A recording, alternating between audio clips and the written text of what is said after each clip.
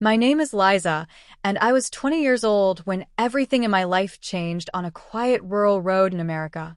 The morning began like any other, thin sunlight slipping through the curtains, the distant sound of wind brushing past open fields, and the familiar silence of our small village. Life out here moved slowly. No traffic lights. No crowds. Just long roads, scattered houses, and a sky that always felt bigger than my worries. Except that morning, my worries felt bigger than the sky. I had an important exam that day. One of those exams that feels like a gatekeeper to your future. Miss it and everything you've worked for feels like it could slip away. I rushed out of the house with my bag slung over my shoulder, my heart already racing. The bus stop was nothing more than a faded signpost on the side of the road. No bench, no shelter, just hope. But hope doesn't always wait. I saw the bus only for a second, its back end disappearing into the distance, dust rising behind it like an insult. I waved. I shouted. I ran a few steps. Too late. My chest tightened as the realization settled in. Out here, buses didn't come every 10 minutes. Sometimes there was only one for the entire morning. Missing it felt like missing fate itself. I stood there, alone on the roadside, gripping my bag, so hard my fingers hurt. My eyes burned, not quite with tears yet, but with that helpless frustration that comes when you've done everything right and still failed. The road stretched endlessly in both directions. No cars. No people. Just wind and silence. I checked my phone. No signal. Great, I muttered to myself. I tried to stay calm, but panic crept in anyway. I imagined walking miles, arriving late, being turned away. My future shrinking with every passing minute. That's when I heard it. A deep engine rumble, low and steady, cutting through the quiet like a promise. I turned around and saw a large truck approaching, sunlight glinting off its metal body. It wasn't rushing. It moved with confidence, like it belonged on that road. The truck slowed. Then it stopped a few feet ahead of me. The driver's door opened, and that's when I saw him. He stepped down from the truck with an easy grace, tall, broad-shouldered, and unmistakably handsome. He looked around 35, with strong arms shaped by work, dark hair slightly messy, and a face that carried both warmth and experience. His eyes, calm, observant, kind, met mine. "Hey," he said, his voice deep but gentle. "You okay? You look worried." I hesitated. Every warning I'd ever heard echoed in my head. Stranger. Truck. Middle of nowhere. But something about him didn't feel dangerous. He didn't stand too close. Didn't stare. His concern felt real. I missed my bus," I said finally. "I have an exam today. I really need to get to town." He nodded slowly, listening carefully like my words mattered. "That's rough," he said. "This road doesn't get much traffic, does it?" I shook my head. "Not really." He glanced down the empty road, then back at me. "You won't catch another bus from here. Not today." My heart sank. Then he said the words that changed everything. "I can give you a ride." I stiffened. Fear flickered through me. I mean, it's okay," he said quickly, lifting his hands slightly, giving me space. "No pressure. I just didn't want to leave you stranded." He smiled softly. "Name's Harrison." There was honesty in the way he said it. No rush. No demand. "I'm Liza," I replied, my voice quieter than I intended. He nodded. "Nice to meet you, Liza." I looked at the truck again. It was clean, well kept. Nothing about it felt threatening. And Harrison, he felt safe. Calm. Like someone who'd helped people before without expecting anything back. "I promise," he added gently. "I'll drop you right near the exam center. You'll be on time." I searched his face, trying to read intentions. All I saw was patience. "Trust me," he said softly. Trust. The word hung between us. My future hung with it. I took a breath and nodded. "Okay." He smiled, not triumphantly but kindly, and opened the passenger door for me. Climbing into the truck felt surreal. The seat was high, the view wider than I was used to. When Harrison got back in and started the engine, the road ahead looked different somehow, less lonely. As we pulled away, he glanced at me. "You'll be fine," he said. "We've got time." And for the first time that morning, I believed him. I didn't know it yet, but missing that bus wasn't a mistake. It was the beginning of my love story. The truck moved steadily down the open road, its engine humming like a quiet heartbeat beneath us. I sat upright at first, hands folded in my lap, still adjusting to the height of the seat and the strange intimacy of sharing such a small space with a man I'd only just met. Harrison noticed. "You can relax," he said with a small smile, eyes still on the road. "I don't bite." I let out a nervous laugh. "I'm not used to trucks. Or rides from strangers." "Fair," he replied, "but give it a few miles. This old thing has a way of calming people down." He reached over and turned on the radio. Soft country music filled the cabin, warm, familiar, like something you'd hear drifting out of a diner on a Sunday morning. The sound eased the tension in my shoulders. The road stretched endlessly ahead, fields rolling past like a living painting. Sunlight poured through the windshield, touching Harrison's profile, the strong line of his jaw, the faint shadow of stubble, the way his hands rested confidently on the steering wheel. "So," he said casually, "what's the exam about?" "Business studies," I replied. "If I pass, I can move closer to finishing school." "That's impressive," he said. "You must have worked hard." I shrugged, suddenly shy. "I try." He glanced at me then, really looked at me, and smiled in a way that made my chest feel warm. Trying goes a long way. Something about the way he said it, like he truly meant it, made me feel seen. Not just as a girl stranded on the roadside, but as someone with dreams. We talked easily after that. About my small village. About how quiet it could get at night. About his job, long hauls, changing skies, towns that blurred together but never fully disappeared from memory. "I like the road," he admitted. "It gives you time to think. And sometimes time to meet people you wouldn't have otherwise." His words lingered. As the miles passed, the awkwardness faded. I leaned back into the seat, my body relaxing, my guard lowering without me even realizing it. At one point, the truck hit a bump in the road. I jolted slightly and instinctively reached out, my hand brushing against his arm. "Sorry," I said quickly, pulling back.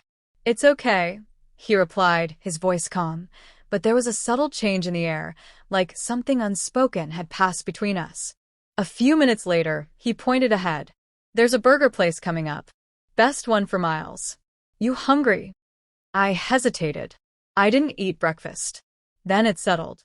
He pulled into a small roadside diner, the kind with faded signs and the smell of grilled onions hanging in the air. Inside, it felt cozy, warm booths, friendly faces, and the comforting noise of plates and laughter. We sat across from each other, burgers between us. The way Harrison watched me, attentive, gentle, made me feel oddly special. "You okay?" he asked. I nodded. "Better than okay." I realized then that I was smiling without trying. When we got back into the truck, the space between us felt smaller, not physically but emotionally. Our conversations softened, slowed.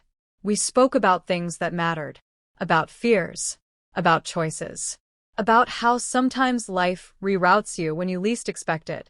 As we drove, his hand rested on the gear shift, close to my knee. I became painfully aware of every movement, every shift of air.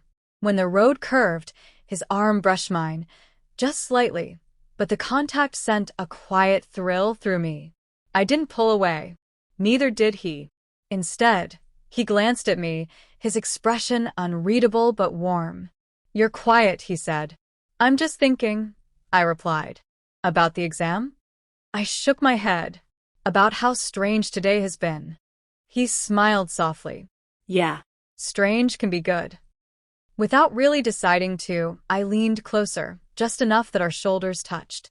It felt natural, comfortable, like it had always been meant to happen. When we finally reached the edge of town, my heart tightened, not with fear this time, but with something close to disappointment. Harrison slowed the truck. "There you go," he said. You'll make it. I looked at the building ahead, then at him. Thank you, I said quietly. For everything. He met my gaze, his eyes lingering. Anytime, Liza. I stepped out of the truck, but before closing the door, I hesitated. Harrison. Yeah, I'm really glad I missed that bus. He smiled, a slow, meaningful smile. Me too. As the truck pulled away, I stood there watching until it disappeared down the road, my heart beating faster than it had all morning. I didn't know when I'd see him again, but I already knew one thing for certain. This was far from over. The truck rolled forward smoothly, tires humming against the empty road. From up here, the world looked different. Fields stretched endlessly, fences passing by like quiet witnesses, and the sky felt closer somehow. I sat with my hands folded in my lap, aware of every breath I took, every movement of the man beside me. Harrison drove with calm confidence, one hand on the wheel, the other resting easily near the gear shift. There was something grounding about his presence, like he knew this road the way some people know their own thoughts. So, he said after a moment, glancing at me with a small smile. What's the exam? Psychology, I replied. If I mess this up, I'll have to wait a whole year to retake it. He nodded. That's a lot of pressure. Yeah, I admitted. Feels like everything depends on today. He didn't say anything right away, just listened. Then, quietly, you'll make it. I can tell. You're someone who prepares. I looked at him, surprised. How can you tell? He shrugged lightly. You showed up early. You care. That says enough. Something warm stirred in my chest. It was such a simple thing to say, yet it eased the tight knot inside me more than he probably realized. As the miles passed, the silence between us didn't feel awkward. It felt comfortable, the kind of quiet that lets thoughts breathe. I drive this route a lot, Harrison said eventually. Long hauls, different towns, different days. Doesn't it get lonely? I asked. He smiled faintly. Sometimes. But I like the freedom. The road doesn't judge. It just lets you move. I watched his profile as he spoke, the strong line of his jaw, the focus in his eyes. He wasn't flashy or loud. He was steady, real. I've lived here my whole life, I said. Sometimes I feel like the world is bigger than this village, and I'm stuck watching it pass by. He glanced at me, really looked this time. You won't be stuck forever, Liza. The way he said my name sent a small shiver through me. The truck hit a slight bump, and without thinking, I steadied myself by placing my hand on the armrest between us. Harrison noticed and instinctively slowed a little. Sorry, he said. It's okay, I replied quickly. I'm fine. Our eyes met for a brief second. Something unspoken passed between us. Curiosity, awareness, a quiet spark neither of us named. A few miles later, he pointed ahead. There's a diner coming up. Best burgers on this stretch of road. I hesitated. But my exam. We've got time, he said with a reassuring smile. And you look like you haven't eaten. He was right. My stomach growled softly, betraying me. The diner was small and old-fashioned, with a neon sign flickering in the window. Harrison parked the truck, then turned to me. If you're not comfortable, we can skip it. I surprised myself by saying, no, I'd like that. Inside, the smell of grilled meat and coffee wrapped around us. We sat in a booth by the window, sunlight falling across the table. It felt strange, sitting here with a man I'd met less than an hour ago, yet feeling so at ease. We talked while waiting for our food, about my studies, about his travels, about nothing and everything. When the burgers arrived, he slid mine toward me. Eat, he said gently. You need energy. I smiled. Thank you, Harrison. As I took a bite, I realized something unsettling and exciting at the same time. I was enjoying this moment more than I should. The laughter, the conversation, the way he watched me, not intensely, but attentively. At one point, he reached across the table to wipe a bit of sauce from the corner of my mouth, then stopped himself halfway. Sorry, he said quickly. Didn't mean to. It's okay, I said softly, my heart beating faster than before. His hand hovered for a second, then pulled back. But the space between us felt charged, like a wire humming with quiet energy. Back in the truck, the air felt different, thicker, warmer. As we drove, our shoulders brushed lightly with each turn. Once, when the road curved sharply, Harrison reached out instinctively, his hand resting briefly on my arm to steady me. That simple touch sent a wave of awareness through me. I didn't pull away. Neither did he, at least not right away. "I'm glad I stopped," he said quietly, eyes still on the road. "So am I replied, my voice barely above a whisper. The town began to appear in the distance, buildings rising where fields had been. My exam center was close now. A strange feeling settled over me, relief mixed with something else. I realized I didn't want this ride to end. And that realization scared me almost as much as it thrilled me. Because somewhere between a missed bus and a shared burger, a stranger was becoming something more. The truck moved steadily down the highway, the world outside flowing past us like a slow-moving painting. Open fields stretched endlessly, fences cutting clean lines through green and gold land. The sky was wide, pale blue, calm. Nothing like the storm that had been inside me earlier. Inside the truck, everything felt different. Harrison drove with one hand on the wheel, relaxed, confident, like the road trusted him as much as I was starting to. The other hand rested near the gear shift, strong fingers moving with ease whenever he changed speed. There was something grounding about watching him drive, like he knew exactly where he was going in life. "So," he said after a comfortable silence, "what's the exam for?" I turned slightly toward him. "Business studies. If I pass, I can apply for a scholarship." "That's impressive," he said, glancing at me briefly. "You seem focused. Not many people your age know what they want." I smiled faintly. "I don't know if I know what I want. I just know I don't want to stay stuck." He nodded slowly. "I get that." There was weight in those words, like they came from experience. "What about you?" I asked. "Truck driving, do you like it?" He chuckled softly. "It's not glamorous, but it's honest work. I like the freedom. New roads. New places. Time to think." "Do you get lonely?" The question slipped out before I could stop myself. He paused for a second. "Sometimes," he admitted. "But loneliness teaches you things. Mostly about yourself." I felt something stir in my chest.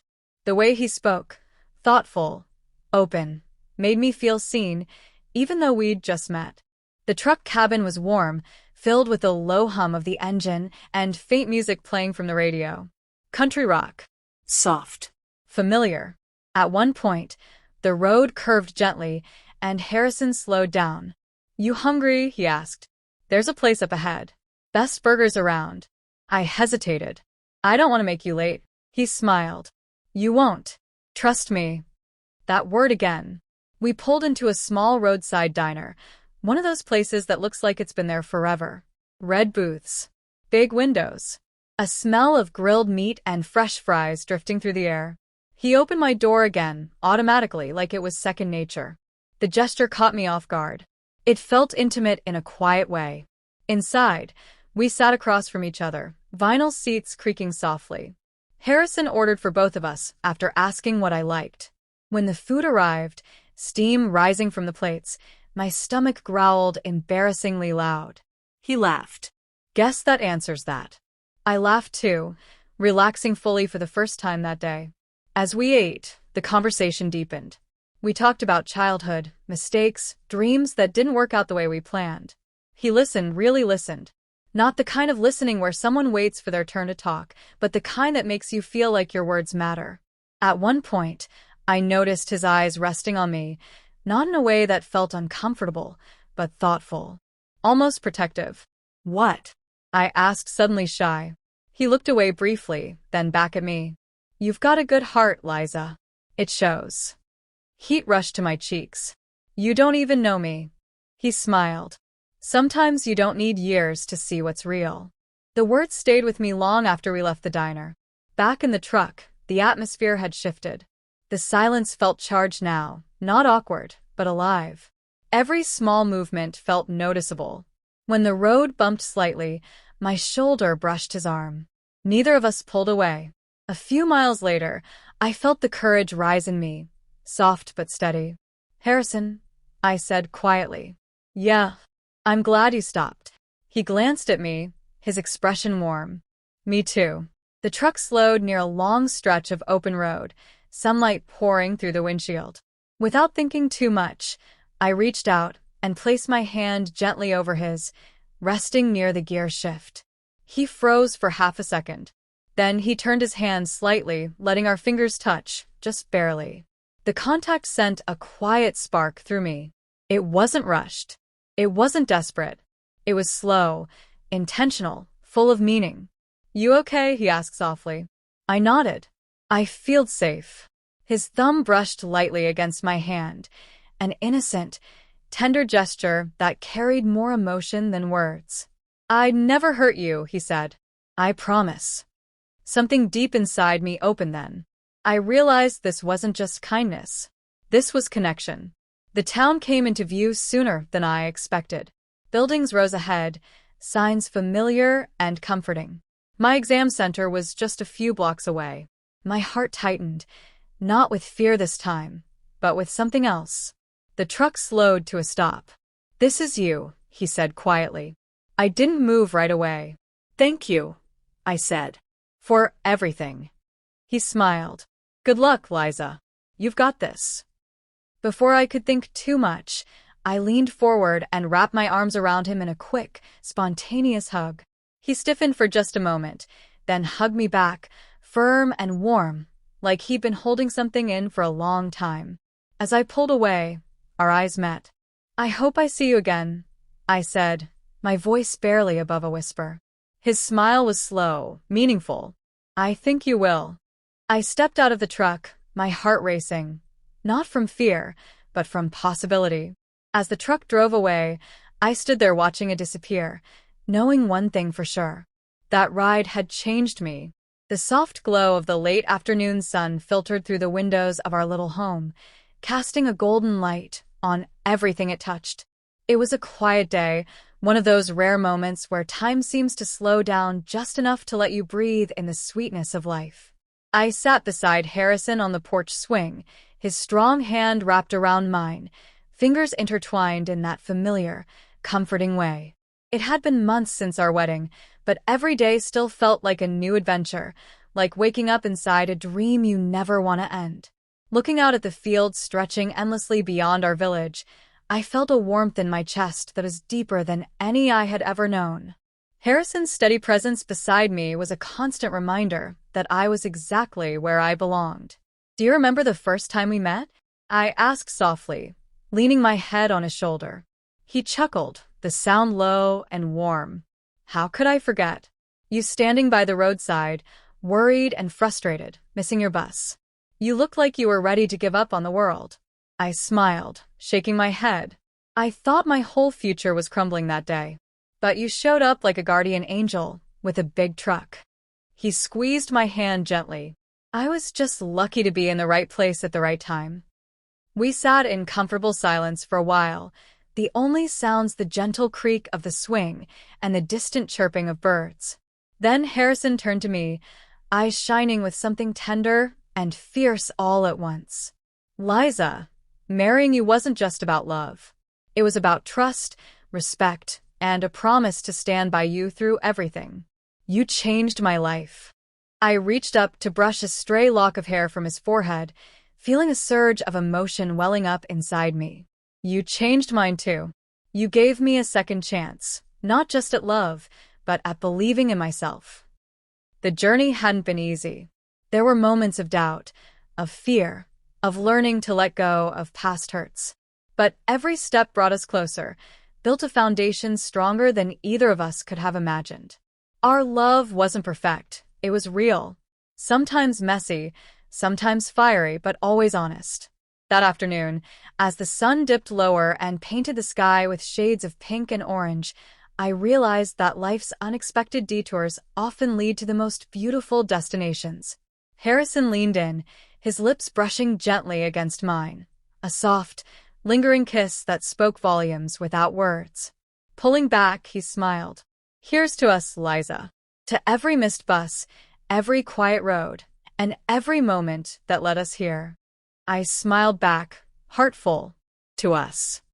The swing rocked gently beneath us as the world outside continued on its steady pace, but inside, we were wrapped in a timeless bubble of love and hope.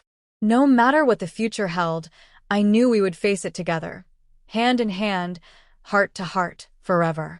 Because sometimes, missing the bus isn't an end. It's just the start of something beautiful. The end.